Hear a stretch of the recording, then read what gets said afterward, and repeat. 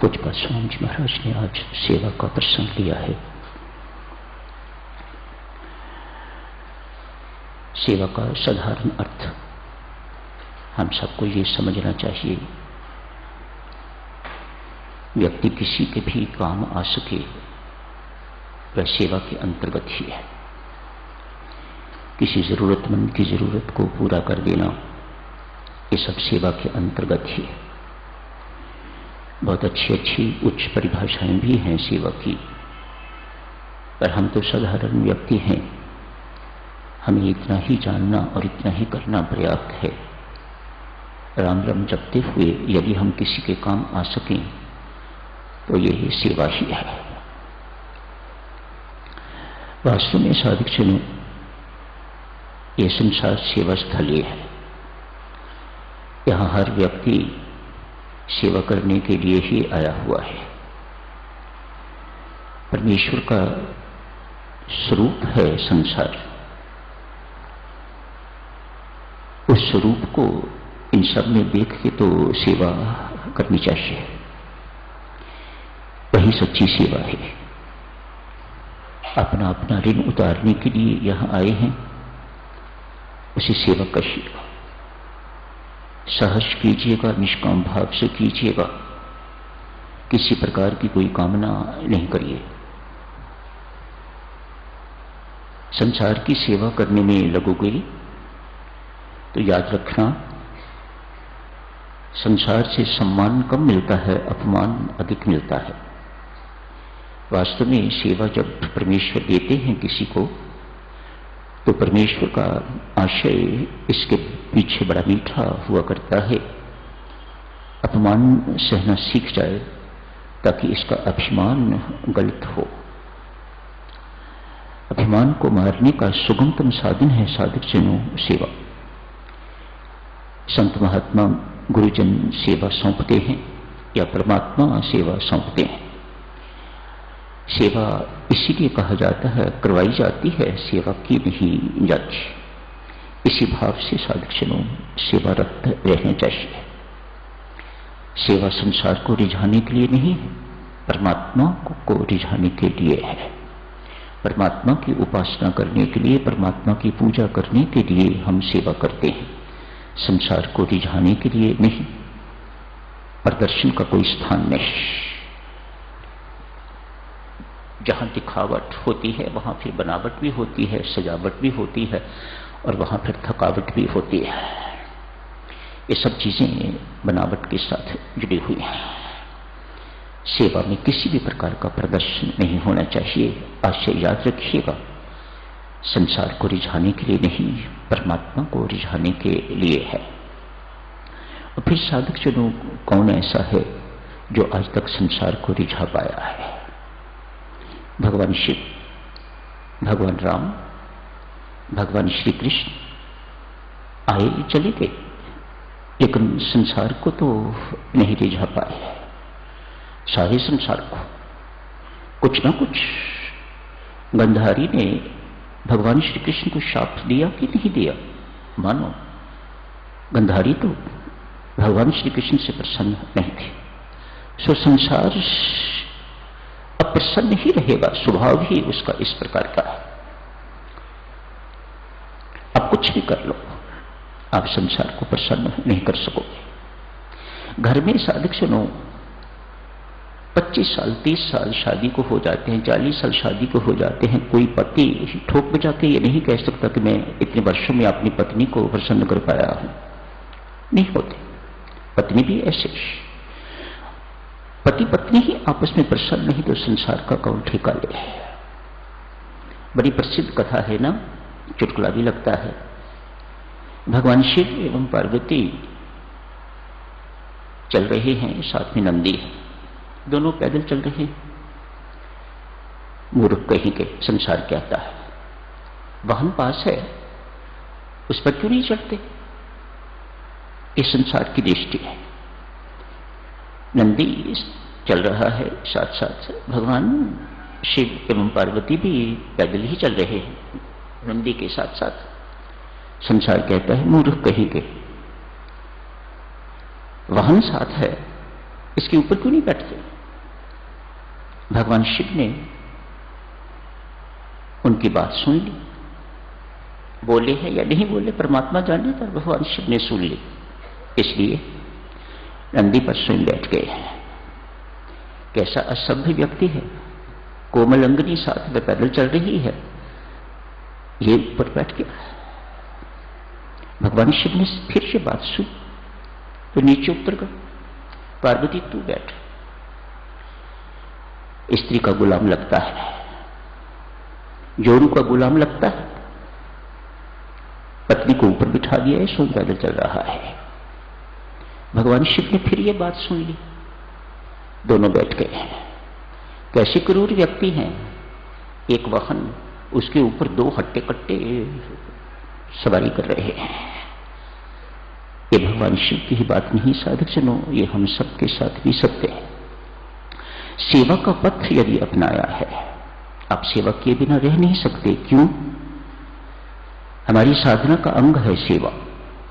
हमारी साधना सिमरन से शुरू होती है। जब साधना शुरू होती है और उसके साथ ही साथ सेवा भी है, अतएव सेवा छोड़ी नहीं जा सकती, नहीं तो हमारी साधना अधूरी रहेगी। आप घर सेवा कीजिए, पड़ोस की सेवा कीजिए, संसार की सेवा कीजिए, पर सेवा साधना में जरूर कीजिएगा, ये आवश्यक अंग है। सेवा के बिना हमारी साधना स्वामी जी महाराज द्वारा जो दर्शाई हुई साधना है वह अधूरी रहेगी। सिमरन भी कीजिए, सेवा भी कीजिए। सेवा करते करते साथियों एक और अंग इसके साथ जुड़ा हुआ है, उसे कभी नहीं भूलना, और वह अंग है संयम। यदि आप संयम का ध्यान नहीं रखते, यदि आप मर्यादा का ध्यान नहीं रखते, तो आप एक ना एक दिन फिसल के रहोगे। युवकों के लिए विशेषता, जो अभी नए नए साधना में जुड़े हैं, जो अभी नए नए सेवा में जुड़े हैं, उनसे विशेष निवेदन है, यदि उनका जीवन मर्यादित नहीं होगा, यदि उनका जीवन संयमित जीवन नहीं होगा, उन्हें यदि ये बोध नहीं होगा मेरी सीमा कहां तक है, तो वह एक ना एक दिन धोखा खाएगा। सेवा उसके हाथ से निकल जाएगी, वह सेवा करने योग्य नहीं रह जाएगा, पतन को प्राप्त हो जाएगा, गिर जाएगा। इन तीन शब्दों के साथ साथ साधक जनों, चौथा शब्द भी अक्षर स से ही शुरू होता है। इस सब के लिए बल मिलता है सत्संग से। जलते हुए दीपक के साथ रहिए। हमारा दीपक तो बुझता रहता है, कैसे जलेगा? उसी से जलेगा जिसका दीपक सदा जलता रहता है। उस सदा जलते हुए दीपक के साथ रहने को ही सत्संगति कहा जाता है। चार शब्द आपकी सेवा में, इससे साधना हमारी संपूर्ण हो जाती है। सिमरन, सेवा, संयम एवं सत्संगति। आप सत्संगति को पहले भी रख सकते हो, नंबर 1 रख सकते हो। क्यों? सत्संग से ही ये शब्द मिलेंगे, सत्संग से ही इन शब्दों पर चलने की प्रेरणा मिलेगी। इसलिए सत्संग को प्रथम नंबर पर भी आप रख सकते हैं। सत्संग की महिमा देवियों सज्जनों कभी भी जुटाई न सकेगी।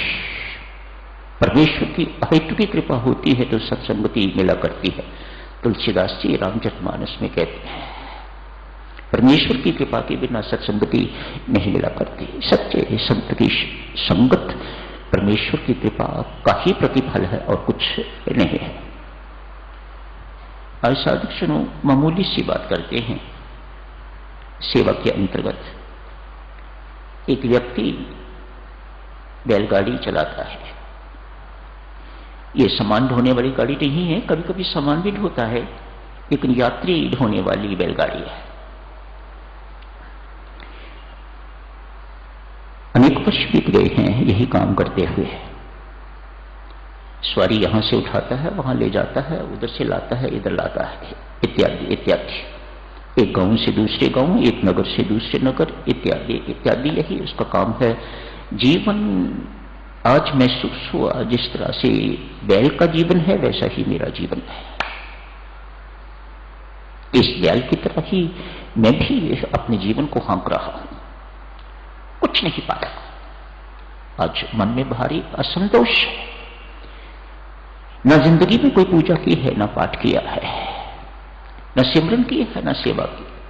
बस अपने पेट के लिए बैलगाड़ी खींची है, अपनों के पेट पालन के लिए, अपने पेट पालन के लिए जो आम पशु भी करता है। कोई मानवीय कर्म मैंने आज तक नहीं किया। आज अंदर हिला है।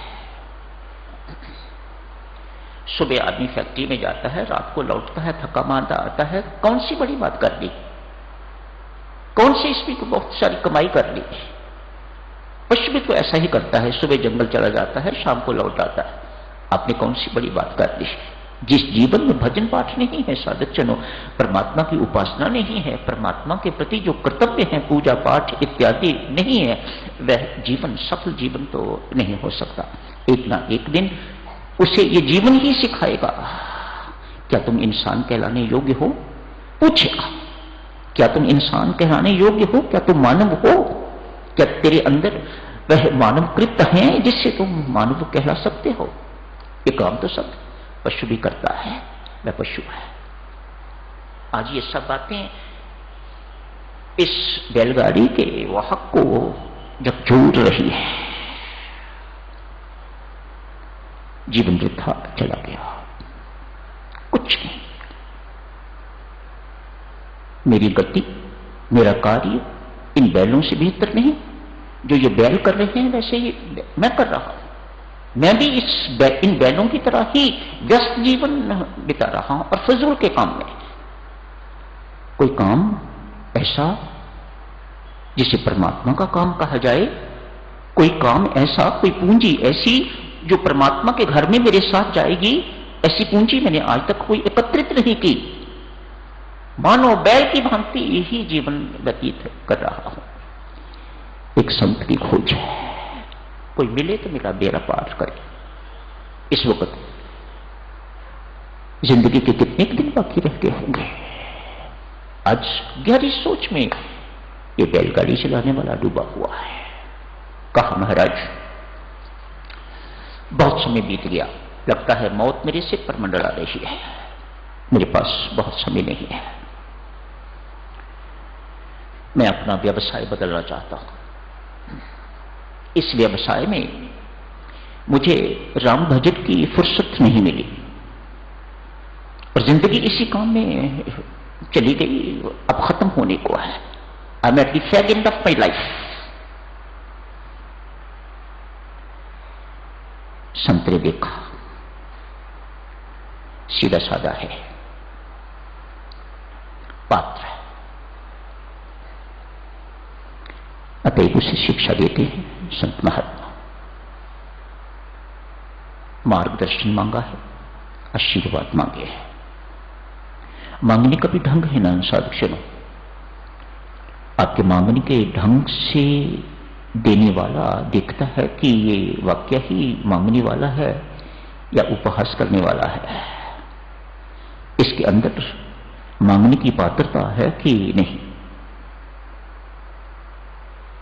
हर किसी को मांगना नहीं आता, फिर हर किसी को पाना भी तो नहीं आता। बात तो ये,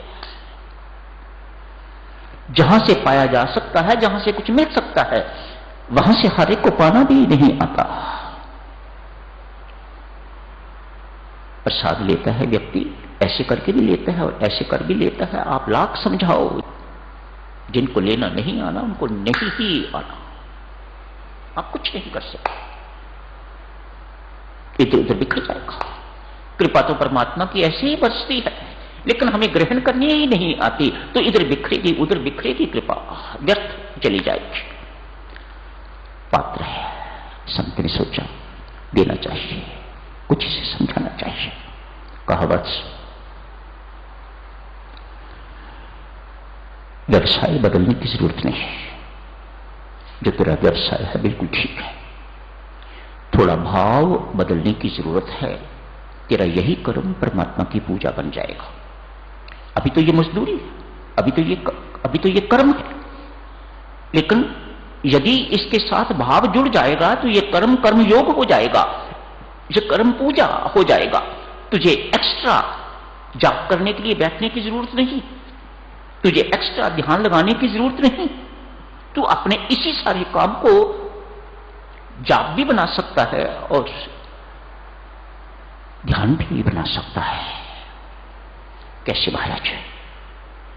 बड़े उतावलेपन में पूछा है, कैसे महाराज, ये कैसे हो? यही काम मेरी पूजा परमात्मा की पूजा बन जाए, कैसे होगा? कहा, एक जगह से दूसरी जगह जाते हो, रास्ते में तुम्हें ऐसा कोई व्यक्ति भी मिलता होगा जो पैदल चल रहा है, सिर पर बोझा उठाए हुए है।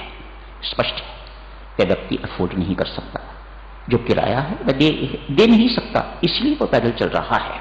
उसे बैठा, उसे चार्ज ना कर, ये परमात्मा की पूजा है।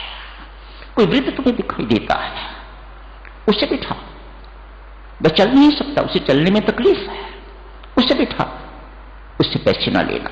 कोई रोगी मिलता है, कोई विकलांग मिलता है, ये सब मिलते हैं ना तुम्हें? हाँ महाराज, मिलते तो हैं, मैं रोज देखता हूं, कोई ना कोई इस प्रकार का हुआ करता है, लेकिन मेरी दृष्टि उन पर जाती नहीं। मेरी दृष्टि तो एक ही चीज पर टिकी हुई होती है, कमाई अधिक से अधिक कैसे हो। जैसी हमारी दृष्टि भी तो इन्हीं चीजों पर है सात्विक जन। जैसे आज इस बैलगाड़ी चलाने वाले की दृष्टि है, संत ने दृष्टि बदल दी, संत ने उसके भाव बदल दिए, उसकी दृष्टि बदल दी। यही संत का काम है। संत सृष्टि नहीं बदल सकता, कोई सृष्टि नहीं बदल सकता, अवतार भी सृष्टि को नहीं बदल सके, वह केवल आपकी दृष्टि को बदलते हैं। जो ऐसा करता है उसे ही संत कहा जाता है। अपने कर्तव्य को, अपने कर्म को, ये व्यवसाय को बस पूजा बना, कुछ और करना होगा। हाँ, इससे भी आसान ढंग है। राम राम जपता हुआ अपना कर्म कर पूजा बन जाएगा। राम राम जपता हुआ अपना कर्तव्य कर्म, ये जो व्यवसाय है कर। व्यवसाय बदलेगा, क्या भरोसा है? उस व्यवसाय में इससे अधिक व्यस्तता होगी कि या इससे कम? तू भजन पाठ कर सकेगा कि नहीं कर सकेगा? इसको क्यों बदलना चाहता है? इस अपने व्यवसाय को ही पूजा बना। राम राम जपता हुआ अपना काम काज कर, कोई मांग नहीं रखनी। परमात्मा के लिए कर्म कर रहा हूं। कोई पूछे क्या कर रहे हो? जो परमात्मा करवा रहा है। सिंपल आंसर, क्या कर रहे हो? जो परमात्मा करवा रहा है। कर्तव्य मिट गया तो कर्म पूजा बन गया। अपना कर्तृत्व मैं करने वाला हूं, मैंने ये कर दिया है, मैंने वो कर दिया है, मैंने ये ना किया हुआ होता तो घर का क्या हाल होता। ये हमारी सामान्य व्यक्तियों की इस प्रकार की सोच है। घर खड़ा है तो मेरे कारण, ये हमारी भ्रांति वाली सोच है। ऐसा दक्षिणों संत महात्मा ने उस गाड़ीवान की इस सारी की सारी गलत सोच को निकाल दिया है, दृष्टि बदल दी है। तुम्हें व्यवसाय बदलने की जरूरत नहीं, मात्र भाव बदलने की जरूरत है। अपना कर्म देवियों बदलने की जरूरत नहीं।